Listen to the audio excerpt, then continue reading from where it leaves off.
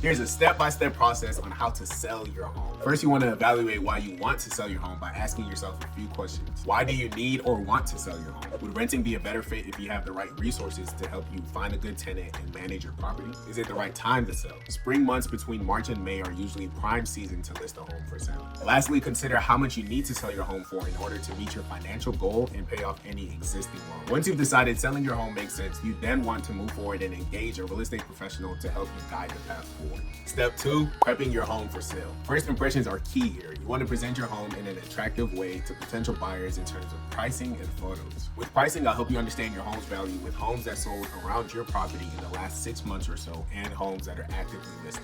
If there's a similar 4-bedroom home a half mile away from your home with the same exact specifications, then you want to position your pricing for your property in a way that will attract more buyers to your home over others. Buyers in today's market are more hesitant than ever and really want homes that are in move-in ready condition. So if you've delayed any updates, you really want to make these renovations before buyers start to tour your home. I'll work with you to analyze which updates will give you the best return on your investment. Consider paint touch-ups, cleaning carpets, decluttering, deodorizing, etc. Lastly, staging allows buyers to form an emotional connection with your home by showcasing your home's best features and allowing buyers to envision how they would utilize the space. High-quality photos will then capture the staging and create that first impression online where most buyers begin their search. Your pricing and pictures will strongly determine the amount of people who come and view and tour your home, which will directly influence the amount of offers you get. So up next is step 3, which is showing your home. Once your home is listed on the market for sale, you want to make it easy for serious buyers to come and tour your home. Most buyers aim to tour in the evenings and on weekends, but you'll want to stay flexible in case last-minute showings pop up. That one peculiar showing time could be the buyer that puts in an offer and moves forward with your home.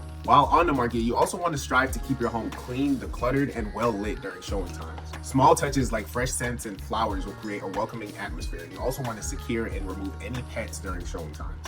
Basically, exposure is key. You don't want to be shy when selling your home. The more eyeballs on your home, the more potential buyers that come to tour. This may be uncomfortable for some people, so that's why it's vital we develop a strong selling strategy up front and stick to the plan so that we're not waiting around longer than necessary to sell your home. Next up, step 4, reviewing and negotiating offers. After you get some buyers touring your home, ideally you'll receive a few offers for your consideration. It's important not just to look at the highest price, but also the offer most likely to close smoothly and successfully. Key factors include the buyer's type of financing, seller concessions amount, contingencies, and proposed closing date. I'll help you calculate your net proceeds, which is the amount you'll walk away with after paying closing costs, concessions, and other items factored into the offer. Sometimes a lower offer with fewer contingencies or stronger financing may be a safer, more reliable option. The goal is to choose the offer that balances the strongest net price with the highest likelihood of reaching the closing table without unnecessary risks or delays. Most lenders need about 14 days for financing and appraisal contingencies and 21 days to close, so we'll negotiate these numbers down if they're higher in the offer.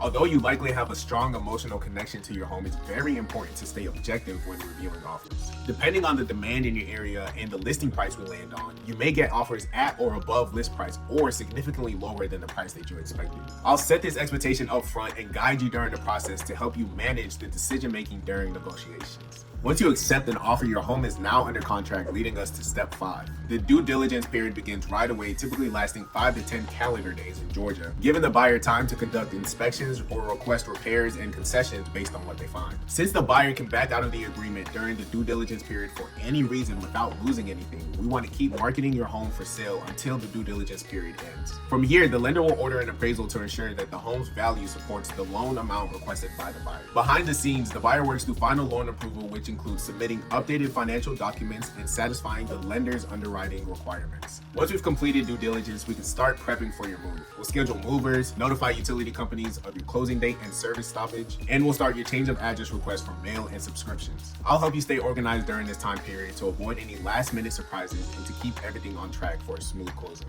Closing is the last step of this process where ownership officially transfers to the buyer and you receive the proceeds from the sale. In the days leading up to closing, both parties will receive a closing disclosure and a settlement statement detailing all the financial details of the transaction. The final sales price, any loan payoffs, prorated taxes, agent commissions, and any other credits or concessions. At closing, you'll sign a series of legal documents to finalize the sale, including deed transfer and payment authorization to your mortgage lender. Once everything is signed and the buyer's funds are verified and dispersed, the transaction is officially closed. closed. At that point, you'll hand over the keys, garage openers, and any access codes over to the buyer as they take legal possession of the property. Now, congratulations are in order. You've officially successfully sold your home. Now let's go over some tips and strategies to help you navigate this journey. So tip number 1 to selling your home is to utilize a net sheet, which gives you a clear estimate to how much money you'll walk away with after closing. This tool breaks down all the expected expenses associated with selling your home, including your mortgage balance, agent commissions, property taxes, buyer concessions you may agree to, HOA fees, prorated utilities, and any repair allowances you may agree to. This net sheet will help you form a minimum amount you want to walk away with after closing, which will then help you decide what you can and cannot accept from impending offers. I will work with you to create this tool based on your specific situation so that we can make informed decisions during the negotiating process. Tip number 2 for selling your home: curb appeal and staging play a powerful role in how buyers perceive your home, both online and in person. Creating a strong first impression of a freshly cut lawn, trimmed bushes, a clean walkway, and a welcoming entrance can immediately spark interest before a buyer even steps inside your home. You can also add some new plants, exterior lighting, and really spruce up the place to create some polish and charm. On the inside, it's usually worth hiring a professional staging design company to showcase your home's layout. You'd be surprised how these creators can turn a funky floor plan that makes absolutely no sense into an attractive living space that fits a buyer's needs. Together, strong curb appeal and thoughtful staging can lead to more showings, faster offers, and oftentimes a higher selling price. Tip number 3, please price your home right.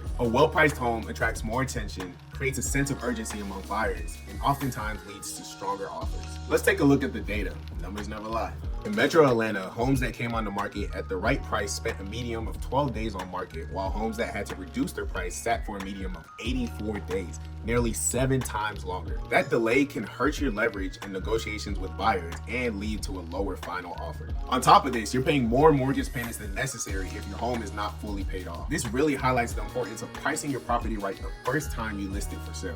While it may be tempting to test the market with a higher price, the data shows that doing so often backfires and actually costs you more money and time. This concludes the tips and strategies for selling your home. This is a standard framework meant to give you a stronger understanding on how to successfully sell your home, so don't hesitate to reach out for a more detailed selling strategy for your property, or if you have any questions or concerns. It's your boy, Agent ID, and we out.